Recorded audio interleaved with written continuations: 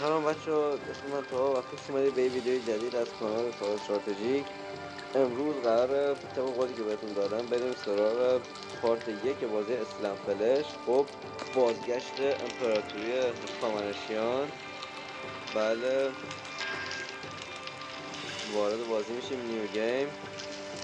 این یه مپی بود، زدمش، گفتم ویدیوشو گرفتم ولی زیاد خوب نبود، از اول میخوام بزنم. نیو گیم جدید رو میزنیم و همون تنظیمات اسم پلیر رو میزنیم کوروش، همون کوروش کبیر. بذارید بذارم کوروش و اسم کشورم میذاریم اکامنی